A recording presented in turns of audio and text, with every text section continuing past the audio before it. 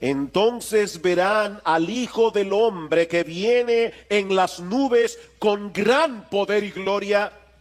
Y entonces enviará a los ángeles y reunirá a sus escogidos de los cuatro vientos, desde el extremo de la tierra hasta el extremo del cielo.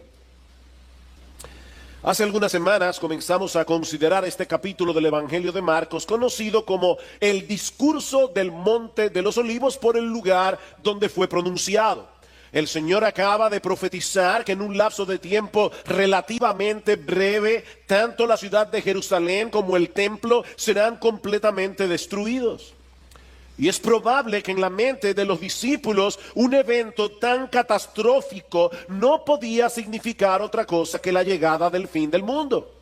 De ahí la pregunta que da lugar a este discurso y que Mateo recoge en su versión más completa. Dinos, ¿cuándo sucederá esto? Es decir, la destrucción de Jerusalén y del templo. ¿Y cuál será la señal de tu venida y de la consumación de este siglo? Los discípulos están mezclando aquí tres eventos en uno. Y mis hermanos, es muy importante que nosotros, tengamos esto en mente cuando estudiemos este capítulo. Ellos quieren saber cuándo será la destrucción de Jerusalén y del templo. Una pregunta de tiempo. Dinos cuándo sucederá esto, pero también quieren saber cuál será la señal que anticipe la segunda venida del Señor y el fin del mundo. Y es por eso que lo primero que Jesús les hace ver en los versículos 5 al 13 que estudiamos hace ya varias semanas, es que estos eventos no son concomitantes uno detrás del otro, sino que hay una extensión indefinida de tiempo entre el primer evento, la destrucción de Jerusalén, y los otros dos. Vean el versículo 5. Jesús comenzó a decirles: mirad que nadie os engañe, muchos vendrán en mi nombre diciendo yo soy el Cristo, y engañarán a muchos. Y cuando oigáis de guerras y de rumores de guerras, no os alarméis. Es necesario que todo esto suceda, pero todavía no es el fin. Hay un tiempo indefinido entre la primera venida de Cristo, la destrucción de Jerusalén, del templo, y la segunda venida. Y luego el Señor pasa a responder la primera parte de la pregunta sobre la destrucción de Jerusalén, mostrándoles cuál habría de ser la señal de que ese evento estaba a punto de ocurrir. Versículo 14. Mas cuando veáis la abominación de la desolación puesta donde no debe estar, el que lea, que entienda, entonces los que estén en Judea huyan a los montes. En el pasaje paralelo, en Lucas capítulo 1, versículo 20, el Señor es más claro aún. Dice: pero cuando viereis a Jerusalén rodeada de ejércitos, sabed entonces que su destrucción ha llegado.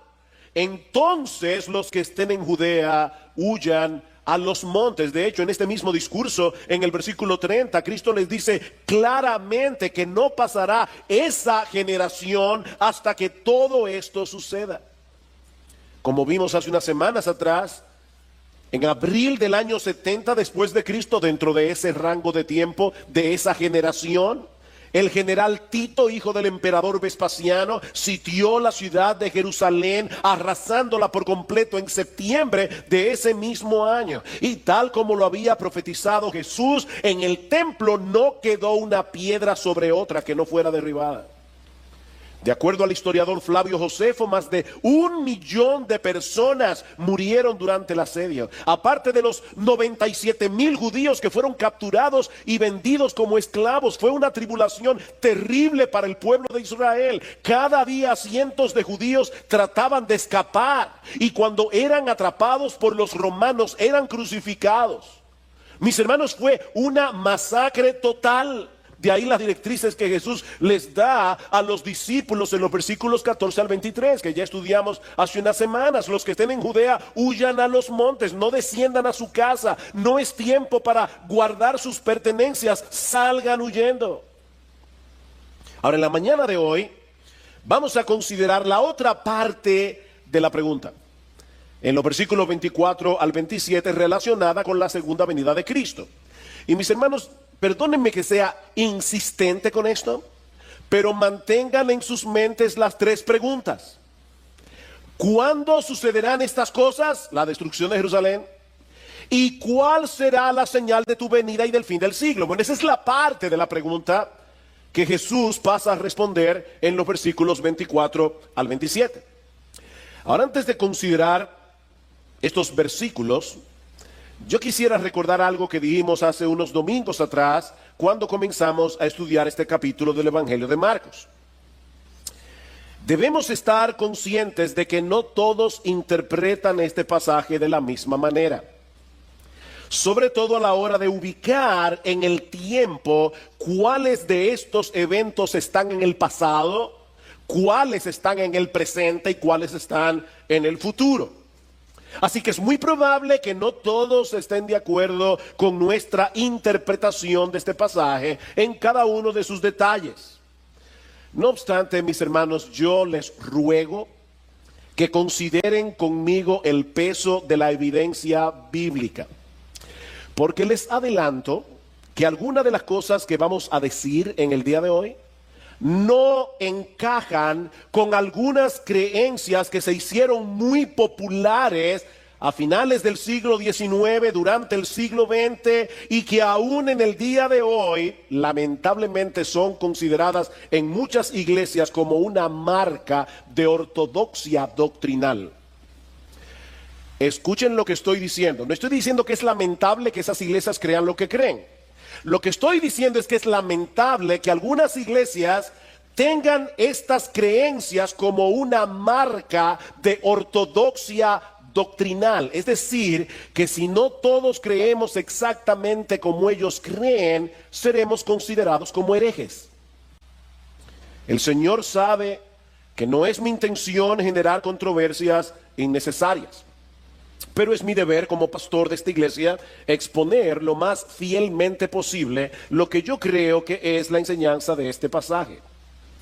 Ahora, debo decir también que gracias al Señor, la mayoría de los creyentes estamos de acuerdo en el aspecto más importante de este discurso. Y es en el hecho de que algún día nuestro Señor Jesucristo regresará en gloria y en poder para compartir esa gloria con los suyos por los siglos de los siglos. Podemos diferir en detalles, pero en eso, gracias al Señor, la mayoría estamos de acuerdo. Habiendo hecho esta aclaración, veamos en primer lugar el tiempo indefinido de la segunda venida de Cristo. Vean una vez más el versículo 24. Pero en aquellos días, después de esa tribulación, versículo 26, entonces verán al Hijo del Hombre que viene en las nubes con gran poder y gloria. Como hemos dicho ya, en cuanto a la destrucción de Jerusalén, ellos preguntaron cuándo sucederá esto. En cuanto a la destrucción de Jerusalén, el Señor les da algunas pistas muy claras en el sermón del Monte de los Olivos. Pero mis hermanos, en cuanto a la segunda venida de Cristo, el asunto es muy diferente. Vean el versículo 32.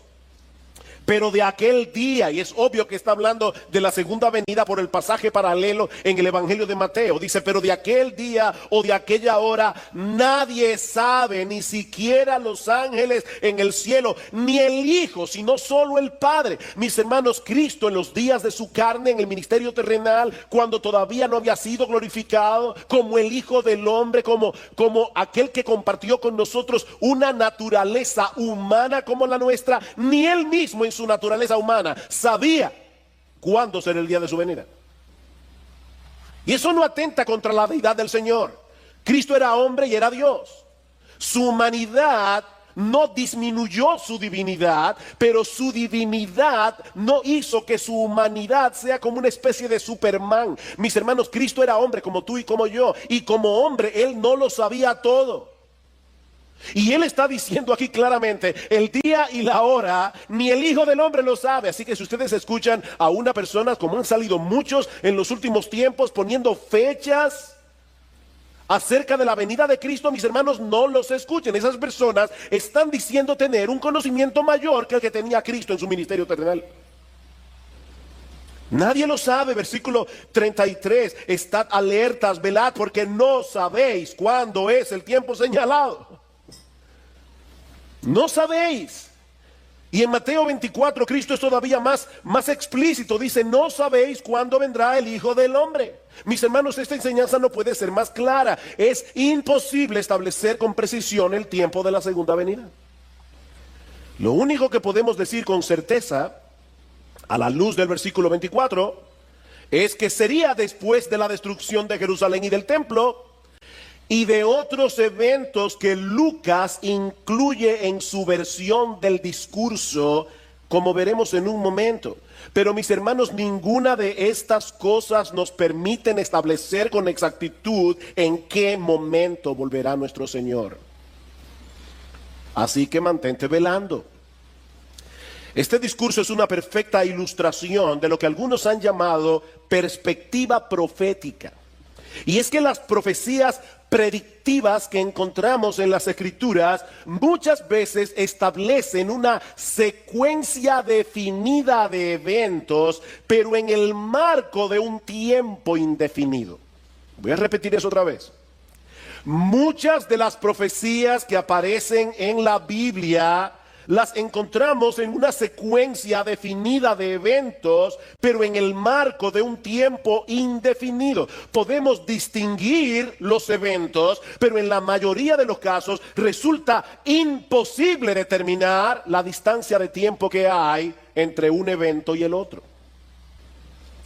La ilustración que siempre se usa para explicar este principio de interpretación bíblica, que es como si contempláramos a lo lejos los picos de dos montañas. Si las observamos horizontalmente, nos dará la impresión de que los dos picos se encuentran pegados el uno del otro. Pero si pudiéramos ver las montañas desde arriba, veríamos que hay un inmenso valle entre los dos picos. Y eso es precisamente lo que tenemos aquí en Marcos 13:24. La tribulación de aquellos días es la que se describe en los versículos 14 al 23 sobre la destrucción de Jerusalén y del templo. Mis hermanos, esa tribulación ya pasó. Ya pasó. Ahora bien, Lucas nos deja ver en su versión del discurso que esa tribulación que iba a experimentar la nación de Israel se habría de extender mucho más allá del año 70 después de Cristo. Y para mí, y para muchos otros, aquí está la clave, una de las claves para entender este discurso. Hablando del pueblo de Israel, el Señor nos dice en Lucas capítulo 21, versículo 23, escuchen con atención, dice que habrá una gran calamidad sobre la tierra e ira para este pueblo, refiriéndose a los judíos. Ahora, ¿cómo sabemos que eso no está hablando de la segunda venida de Cristo, sino de la destrucción de Jerusalén? Por lo que sigue diciendo Lucas, o el Señor en Lucas, dice, y caerán a filo de espada, y serán llevados cautivos a todas las naciones. Eso ya pasó. Y Jerusalén será hollada por los gentiles hasta que los tiempos de los gentiles se cumplan. Entonces, dice Lucas, habrá señales en el sol, en la luna y en las estrellas, porque las potencias de los cielos serán sacudidas, y entonces verán al Hijo del Hombre que viene en una nube con poder y gran gloria. ¿Cuándo sucederá esto? Dice en Lucas, cuando los tiempos de los gentiles se cumplan. ¿Ven la secuencia, mis hermanos? Yo estoy tratando de ser lento en el día de hoy, porque yo sé que estoy pisando sobre muchos prejuicios que algunos de ustedes tienen. Lo que estoy diciendo es que la secuencia de eventos es la siguiente. Jerusalén y el templo son destruidos, Marcos capítulo 13, versículo 14 al 23. Los judíos caen a filo de espadas y son enviados a todas las naciones. Y Jerusalén es hollada por los gentiles hasta que los tiempos de los gentiles se cumplan. Eso es lo que ha estado pasando en toda la era evangélica. Y entonces, cuando ese tiempo de los gentiles se cumpla, vendrá el Hijo del Hombre. Ahora la pregunta es, ¿y a qué se refiere Cristo aquí cuando habla del tiempo de los gentiles? ¿Y cuándo se cumplirán esos tiempos? Bueno, yo creo que el Señor está hablando aquí de este tiempo en el que Dios ha abierto la puerta del Evangelio a los gentiles para formar su iglesia con gente de todo pueblo, lengua, tribu y nación. Ese es el tiempo de los gentiles. Ahora se están convirtiendo gente de todas las razas, se están convirtiendo gente de todas las naciones. Dios está conformando a su iglesia. Cuando se complete el número de los elegidos de todas las naciones, entonces Cristo vendrá, no antes.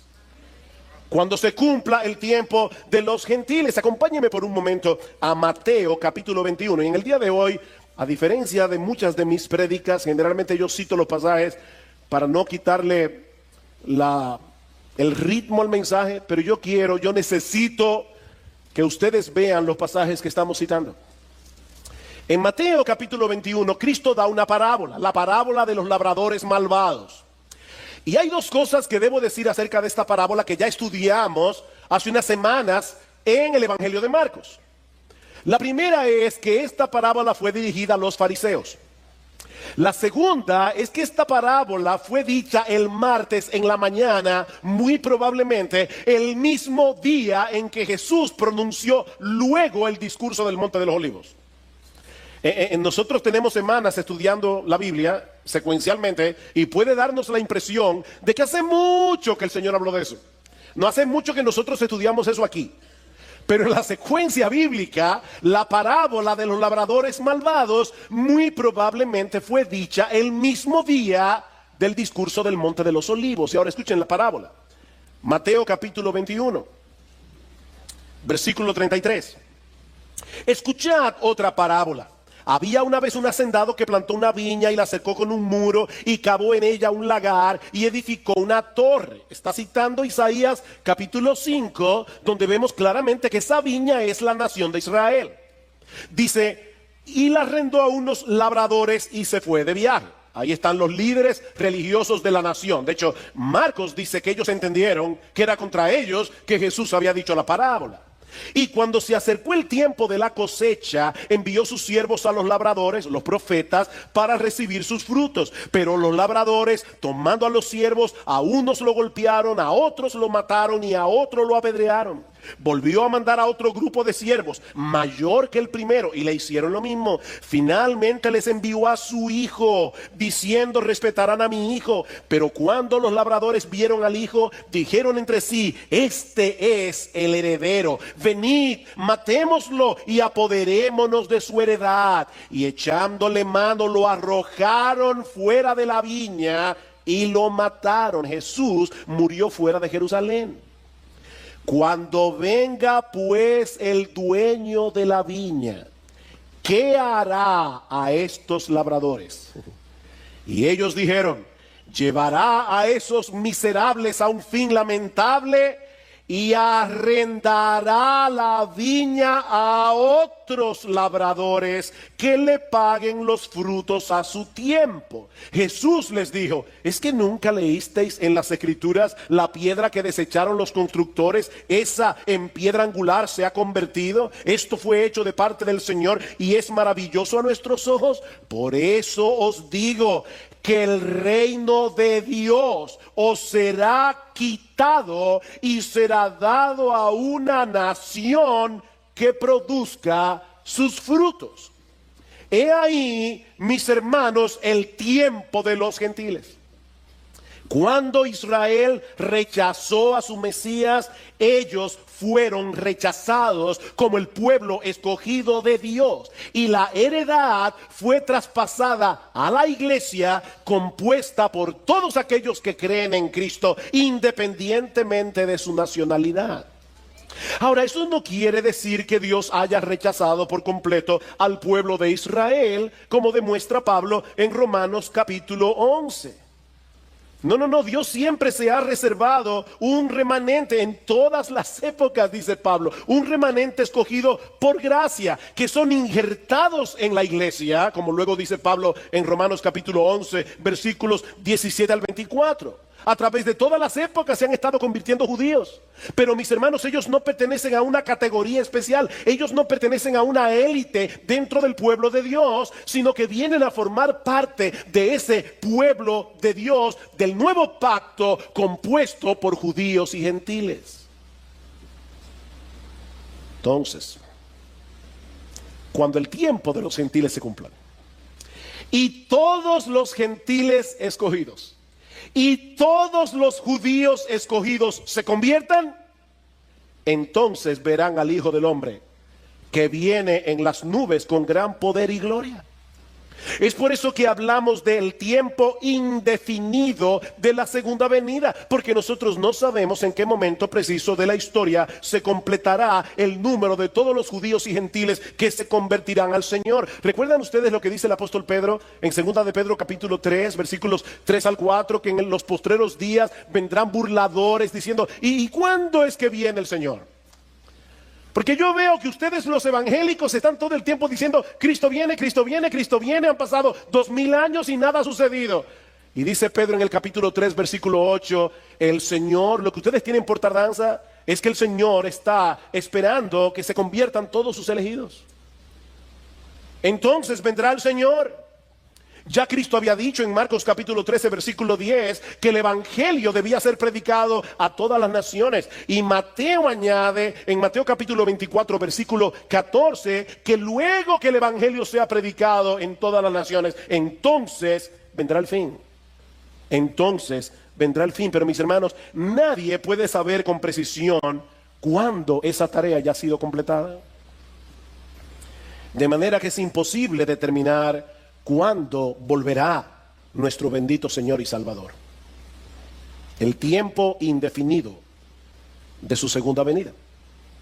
Lo segundo que vemos en este pasaje de Marcos 13 es la conmoción celestial que acompañará la segunda venida. Versículo 24. Marcos capítulo 13, versículo 24. Pero en aquellos días, después de esa tribulación, el sol se oscurecerá, la luna no dará su luz, las estrellas irán cayendo del cielo y las potencias que están en los cielos serán sacudidas. Esta conmoción celestial que el Señor está describiendo aquí aparece en varios pasajes del Antiguo Testamento para describir el juicio de Dios sobre las naciones paganas, como Egipto, Babilonia. Eso lo podemos ver en Isaías capítulo 13, versículos 9 al 10, Isaías capítulo 34, versículos 4 al 5, Ezequiel capítulo 32. Hay otros pasajes en Joel, en Amós, que usan este mismo lenguaje. Es por eso que algunos se preguntan si debemos interpretar estas palabras en forma literal, o si Jesús está usando aquí un lenguaje apocalíptico para señalar el juicio que sufrirán los incrédulos en su segunda venida. Mi posición personal con respecto a esto es que no hay duda alguna de que la venida del Señor será de bendición para unos y de juicios para otros, como veremos en un momento. Pero yo creo que este lenguaje que usa Jesús en el discurso del Monte de los Olivos describe una convulsión celestial que acompañará su segunda venida. Una y otra vez la Biblia describe este evento con un lenguaje muy similar, aún en pasajes en los que no parece que el autor esté hablando en una forma figurada. Vayan conmigo a Segunda de Pedro. Segunda de Pedro capítulo 3. En estos días hubo un eclipse solar, el eclipse solar del siglo. Y todo el mundo estaba atento al famoso eclipse. Bueno, escuchen cómo Pedro describe el día del Señor, es decir, el día de la venida de Cristo. Ese es el contexto, ¿verdad? Vendrán burladores diciendo, ¿y cuándo es que viene Jesús? Y Pedro ya dijo, amados, no ignoréis esto, que para el Señor un día es como 1000 años como un día. El Señor no se tarda en cumplir su promesa. ¿Cuál promesa? La promesa de la segunda venida. Según algunos la entienden por tardanza, sino que es paciente para con vosotros, no queriendo que nadie perezca, sino que todos vengan al arrepentimiento. Pero el día del Señor vendrá como ladrón. en el cual los cielos pasarán con gran estruendo, los elementos serán destruidos con fuego intenso, y la tierra y las obras que en ella hay serán quemadas. Puesto que todas estas cosas han de ser destruidas de esta manera, ¿qué clase de personas no debéis ser vosotros en santa conducta y en piedad, esperando y apresurando la venida del día de Dios, en el cual los cielos serán destruidos por fuego, los elementos se fundirán con intenso calor, pero según su promesa nosotros esperamos nuevos cielos y nueva tierra en los cuales mora la justicia. Los cielos pasarán.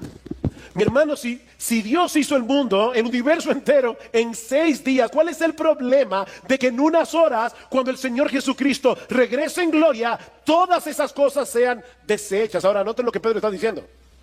Este mundo será destruido. Qué estupidez es la nuestra cuando ponemos nuestra esperanza aquí. ¿A alguno de ustedes se le ocurre poner su dinero en un banco que ustedes saben con toda seguridad que va a quebrar? Mis hermanos, este mundo va a quebrar, eso es lo que Pedro está diciendo.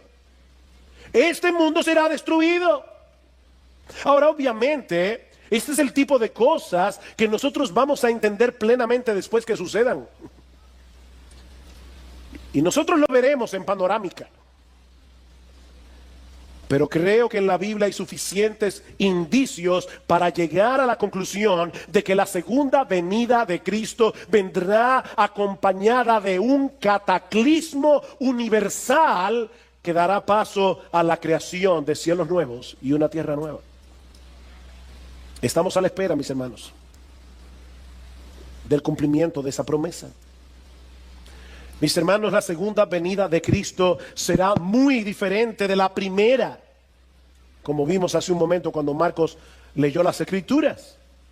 Cristo nació humildemente en una oscura aldea de Palestina, rodeado de animales, en un sucio establo de Belén, y luego murió en debilidad en una cruz romana, pero su regreso no será así.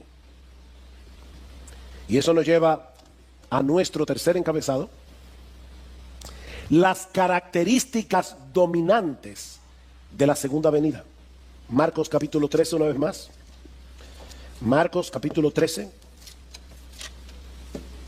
versículo 26. Entonces verán al Hijo del Hombre que viene en las nubes con gran poder y gloria. Hay 3 cosas aquí a las que quiero llamar vuestra atención. La primera es que la venida de Cristo es personal. Hay personas muy esotéricas que hablan como de una venida fantasmal. Sí, Cristo viene a la vida de todos. El Cristo, el Maestro. No. Aquí estamos hablando de la venida del Hijo del Hombre.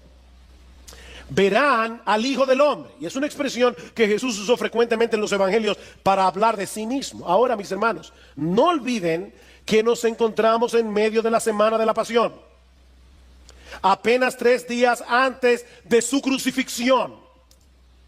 Ya Cristo había anunciado a los discípulos en Marcos capítulo 10, versículo 33, lo que iba a sucederle al final de esa semana. He aquí, subimos a Jerusalén, y el Hijo del Hombre será entregado a los principales sacerdotes y a los escribas, y le condenarán a muerte, y le entregarán a los gentiles, y se burlarán de él, y le escupirán, le azotarán, le matarán, y 3 días después resucitará.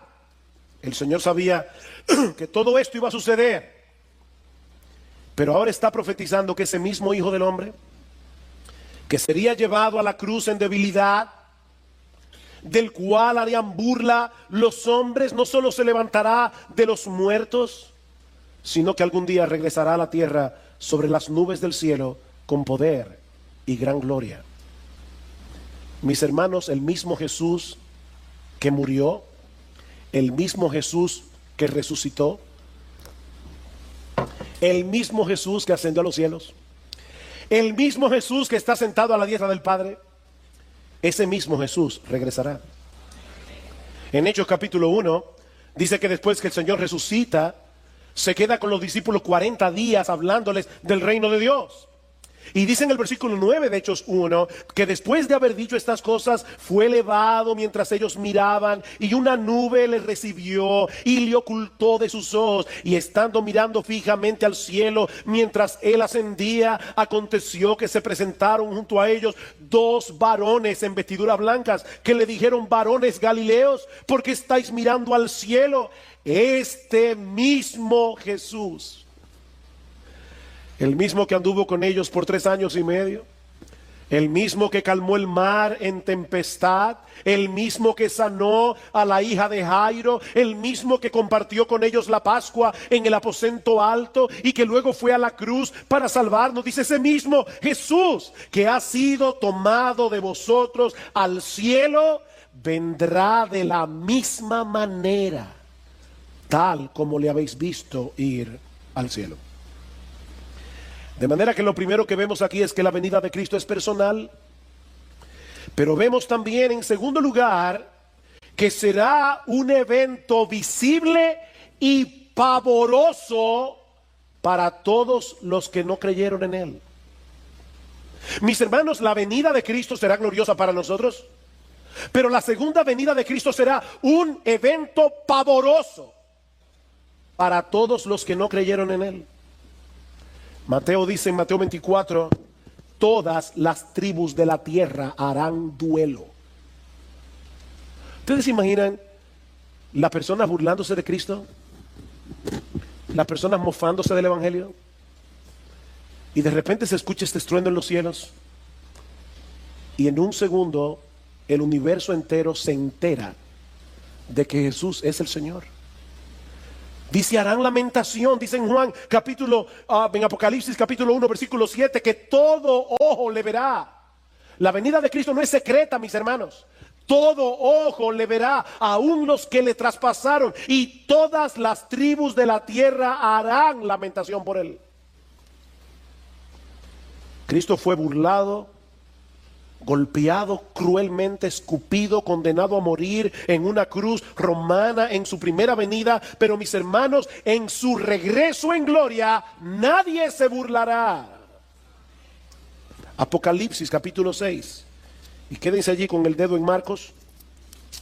Pero escuchen cómo describe Juan la venida de Cristo. Apocalipsis capítulo 6 versículo 12. Vi cuando el Cordero abrió el 6º sello, y hubo un gran terremoto, y el sol se puso negro como silicio hecho de cerda, y toda la luna se volvió como sangre, y las estrellas del cielo cayeron a la tierra como la higuera deja caer sus higos verdes al ser sacudidas por un fuerte viento, y el cielo desapareció como un pergamino que se enrolla, y todo monte e isla fueron removidos de su lugar, y los reyes de la tierra, y los grandes, los comandantes, los ricos, los poderosos, y todo siervo y todo libre se escondieron entre las cuevas y entre las peñas de los montes, y decían a los montes y a las peñas: caed sobre nosotros y escondednos de la presencia del que está sentado en el trono y de la ira del Cordero, porque ha llegado el gran día de la ira de ellos, y ¿quién podrá sostenerse? ¡Wow! La ira del Cordero. Sí, Cristo murió en la cruz como un cordero manso, pero cuando Cristo regrese en gloria, nadie se burlará. Será un evento pavoroso para aquellos que no creyeron en Jesús. Pero vemos también, en tercer lugar, que la segunda venida de Cristo será gloriosa. Será gloriosa. ¿Qué dice Marcos? Entonces verán al Hijo del Hombre que viene en las nubes con gran poder y con gloria. Los discípulos conocían muy bien el Antiguo Testamento y sabían que al hablar de su venida en las nubes del cielo, Jesús estaba colocando su gloria a la par con la gloria del Padre. Dice en Éxodo capítulo 19:9 que el Señor le dijo a Moisés en el monte Sinaí: he aquí, vendré a ti en una densa nube. En el Salmo 97 versículo 2 dice que las nubes lo rodean. Estas nubes, mis hermanos, no son naturales. Estas nubes son un despliegue de la gloria de Dios. hay una presencia especial del Espíritu de Dios en medio de la iglesia. Estamos alabando al Señor y uno casi puede palpar que Cristo realmente está presente en medio de su pueblo. Él le ha prometido estar presente en medio de su pueblo. Y uno puede alabar al Señor, pero uno lo está contemplando con los ojos de la fe. ¿Ustedes se imaginan, mis hermanos, lo que será aquel día? Cuando nuestro Señor Jesucristo regrese y nosotros podamos verle cara a cara, cuando nosotros podamos ver su gloria, una gloria que ahora está oculta de nuestros ojos, una gloria que ahora solo podemos contemplar con los ojos de la fe. Pero algún día, mis hermanos, los cielos se abrirán con gran estruendo y nuestro Señor Jesucristo regresará del cielo con poder y gran gloria en las nubes del cielo. Y nosotros le veremos. Y nosotros le veremos. ¿Cómo no debería eso llenar nuestras mentes y corazones? Y en ese momento, su iglesia será reunida a su Señor para regresar junto a Él y quedar junto a Él por los siglos de los siglos. Y eso nos lleva a nuestro último y más controversial encabezado: la reunión del pueblo de Dios en su segunda venida. Versículo 27. Y entonces enviará a los ángeles y reunirá a sus escogidos de los cuatro vientos, desde el extremo de la tierra hasta el extremo del cielo. A través de toda la historia de la iglesia, yo quiero recalcar eso, a través de toda la historia de la iglesia hasta el siglo XIX, los creyentes habían creído prácticamente en unanimidad que el Señor Jesucristo habría de regresar una sola vez a la tierra y que en ese momento la iglesia sería arrebatada para encontrarse con su Señor. Repito, esa había sido la creencia de la iglesia a través de toda su historia.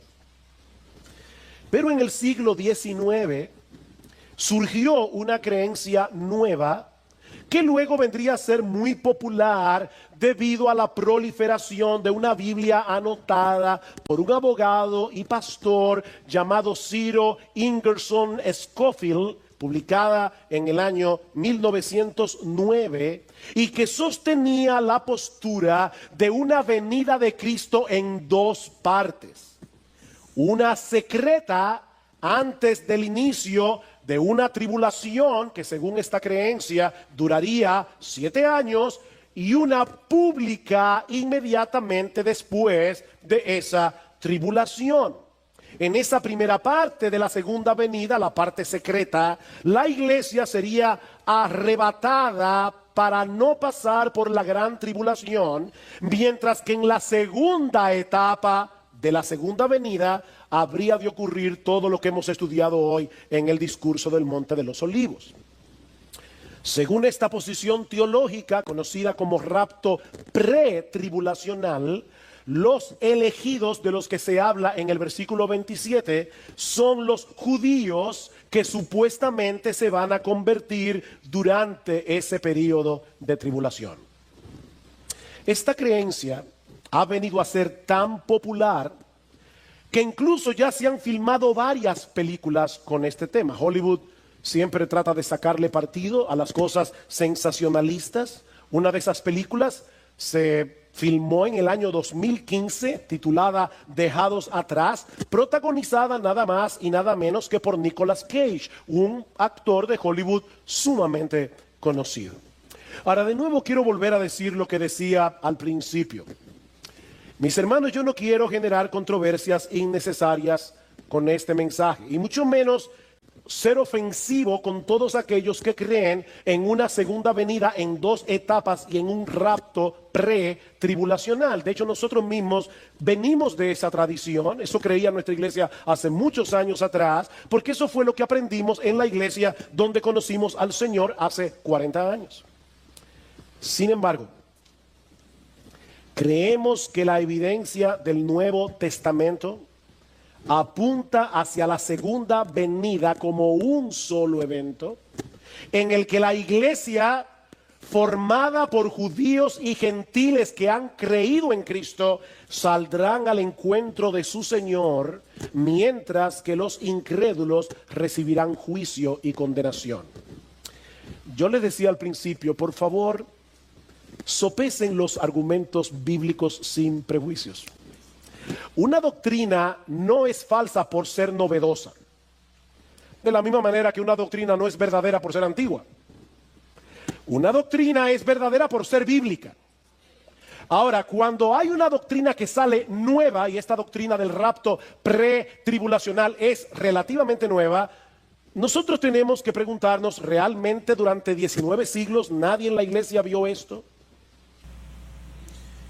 Este creyente, y yo espero poder estar hablando de ti esta mañana.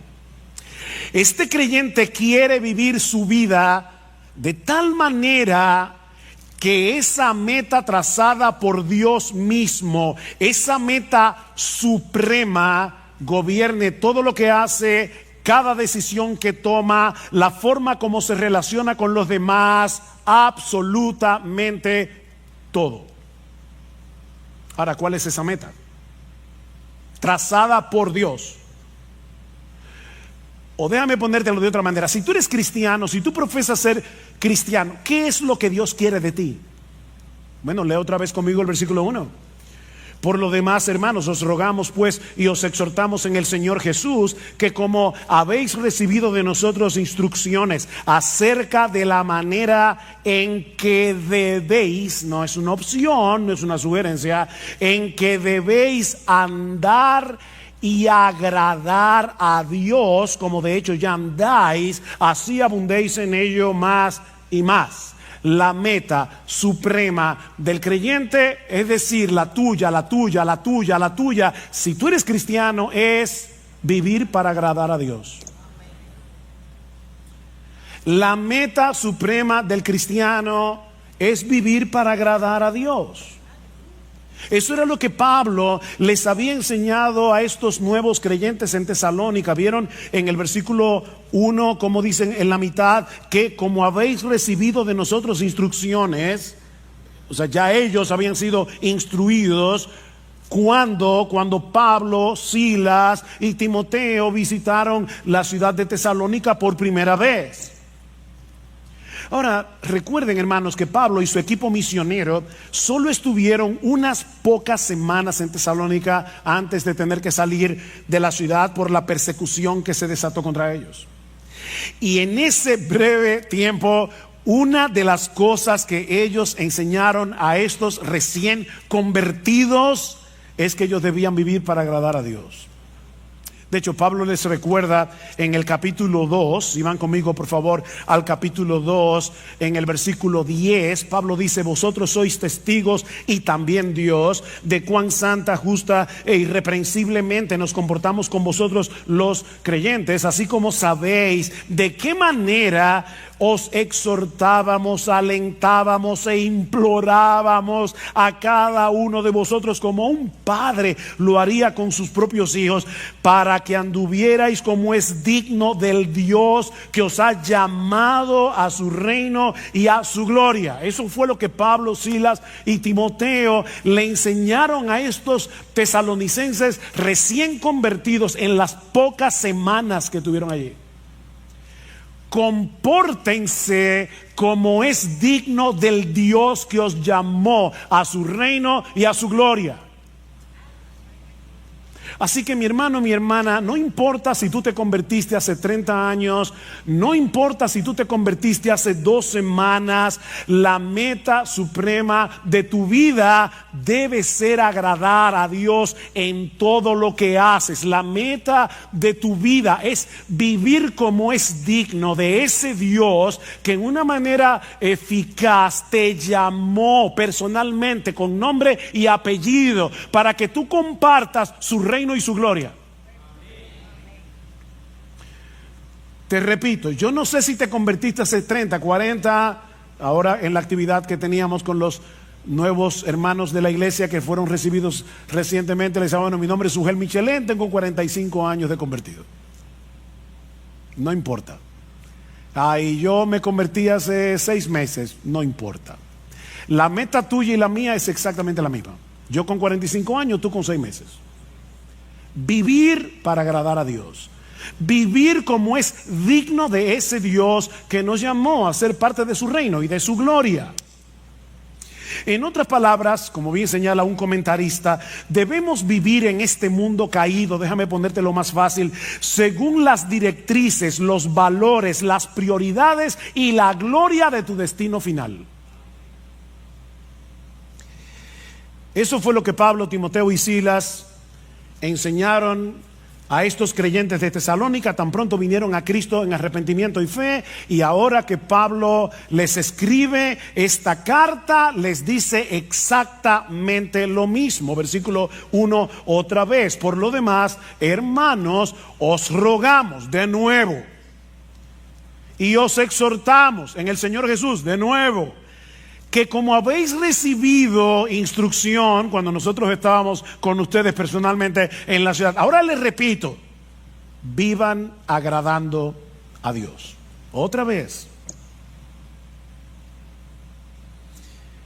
Pablo les ruega. Esa palabra significa pedir encarecidamente. Yo les pido encarecidamente y luego los exhorta. Esta palabra tiene muchas acepciones en el idioma original, pero podemos traducirla aquí: os ordenamos, como un capitán lo hace con su tropa. Piénsenlo así: que vivan para agradar a Dios. Pablo era un buen pastor, y como un buen pastor, él se dirige a ellos con ternura: os rogamos, y con firmeza os ordenamos. ¿Ven? Ternura y firmeza al mismo tiempo. Y les recuerda que su ruego y su exhortación llevaban el sello de la autoridad del mismo Cristo. Os rogamos y exhortamos en el Señor Jesús. En otras palabras, como aquellos que hablan y escriben en el nombre del Señor Jesús. ¿Recuerdan la gran comisión? Jesús posee toda autoridad en el cielo y en la tierra, y Él es el que nos ruega y nos exhorta por medio de sus apóstoles y ahora por medio de su palabra, que tengamos como meta suprema en nuestras vidas vivir para agradar a Dios. Cuando queremos agradar a una persona, procuramos causarle satisfacción, complacerla, satisfacer sus expectativas, ¿no es así? Bueno, mis hermanos, nuestra meta en la vida, miren qué simple, es causarle satisfacción, es complacer, es satisfacer las expectativas de Dios. Esa es nuestra meta, según lo que Él nos ha revelado en su palabra, no según lo que a mí me parece. Nuestra meta, mis hermanos, no es agradarnos a nosotros mismos. Nuestra meta obviamente no es agradar al mundo. De hecho, Pablo nos dice en Gálatas capítulo 1 versículo 10 que no se puede vivir agradando a Dios y agradando al mundo al mismo tiempo. Eso no se puede. Dice: pues busco ahora el favor de Dios o el de los hombres, pregunta Pablo, o trato de agradar a los hombres. Pues si todavía agradara a los hombres, no sería siervo de Cristo. No se puede ser siervo de Cristo y vivir tratando de agradar a los hombres. Esas dos metas son incompatibles. Es como tratar de ir a Santiago y a Samaná al mismo tiempo. No se puede. Por otro lado, esta meta excluye vivir la vida cristiana en automático. ¿Y eso qué significa? Bueno, tratar de cumplir con una serie de reglas, de deberes, por las reglas y por los deberes en sí mismos.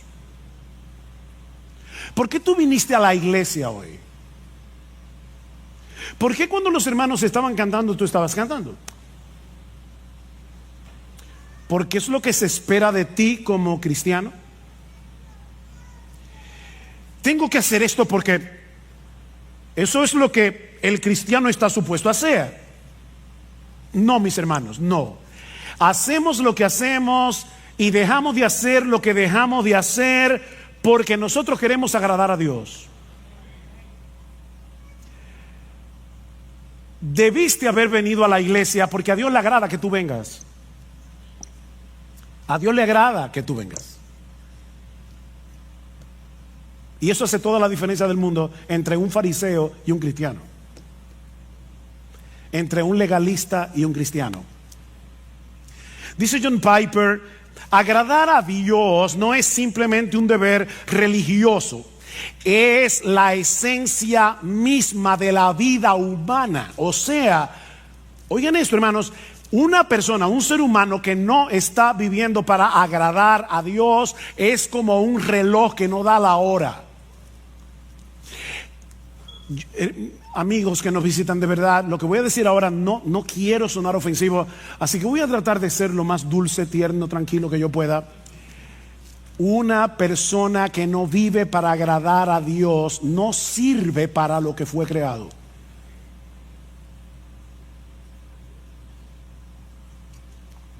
Porque agradar a Dios es la esencia de la vida humana. Y el ejemplo más evidente de esa realidad, obviamente, el modelo por excelencia es Jesús. Él es el modelo por excelencia de lo que significa ser humano. No olviden que sí, Jesús era verdadero Dios, pero cuando se encarnó era verdadero hombre. Verdadero Dios, verdadero hombre. Dice el Señor en Juan 8:29, el Padre no me ha dejado solo porque yo hago siempre lo que le agrada. Yo hago siempre lo que le agrada, a tal punto que en el huerto de Getsemaní le dijo, Padre mío, si es posible pasa de mí esta copa, pero que no sea mi voluntad sino la tuya. O sea, Cristo estuvo dispuesto a agradar a Dios aunque eso implicara su muerte en la cruz, hasta ese punto. Yo hago siempre lo que le agrada. Jesús no vivió su vida terrenal en automático. Él siempre hizo lo que hizo con una meta delante de sus ojos. Yo quiero agradar a mi Padre que me envió. Bueno, pero eso es Jesús, que era un hombre perfecto, sin pecado, pero la realidad es que nadie puede agradar a Dios aunque lo intente, pastor. ¿Acaso no dice en Isaías capítulo 64, versículo 6, que todas nuestras justicias son como un trapo de inmundicia delante de Él? El mismo Dios dice en su palabra que todas nuestras justicias son como un trapo de inmundicia. ¿Cómo yo puedo agradar a Dios? Ese es un buen ejemplo de un texto citado fuera de contexto. Y recuerden que un texto fuera de contexto es un pretexto. Si tú lees con cuidado los capítulos que rodean Isaías 64:6, te vas a dar cuenta que Dios está hablando aquí de aquellos que presentaban sus sacrificios sin estar acompañados de una fe sincera y sin tomar en cuenta lo que Dios había prescrito en su palabra acerca de estos sacrificios. En otras palabras, estos israelitas pensaban que el mero hecho de practicar un ritual, el mero hecho de presentar un sacrificio y presentarlo como les diera la gana, eso era suficiente. Pero ese texto no está diciendo que ningún creyente del Antiguo Testamento no podía agradar a Dios. En ese mismo pasaje, y ahí es que uno ve cómo el leer un texto fuera de contexto se convierte en un problema, porque si tú lees, ¿verdad? Déjenme decirles algo que yo espero que ustedes estén bien despiertos, pero Isaías 64:6 está después de Isaías 64:5. ¿Lo captaron? Ok. Déjame decirte lo que dice el texto anterior, Isaías 64:5. Saliste al encuentro del que con alegría hacía justicia, de los que se acordaban de ti en tus caminos. Algunos israelitas sí estaban haciendo justicia, y esas justicias no eran un trapo de inmundicia. ¿Y quiénes eran esos israelitas cuyas obras no eran trapo de inmundicia? Bueno, déjame darte ahora algo más profundo. Isaías 64:6 está después de Isaías 64:5, e Isaías 64:5 está después de Isaías 64:4. Hoy estoy profundo. Y en Isaías 64:4 dice que los que agradan a Dios son aquellos que esperan en Él. Son aquellos que no están tratando de ganarse el favor de Dios a través de sus sacrificios. Son hombres y mujeres que esperan en Dios. De manera, mis hermanos, que si tú le estás predicando el evangelio a una persona que está tratando de ganarse la salvación, que está tratando de ganarse el cielo, está tratando de ganarse el favor de Dios a través de sus obras y no por medio de la fe, tú puedes citarle sin problemas Isaías 64:6 y decirle: ay, lamento decirte que todas tus obras de justicia son como un trapo de inmundicia delante de Dios, no te sirven para nada.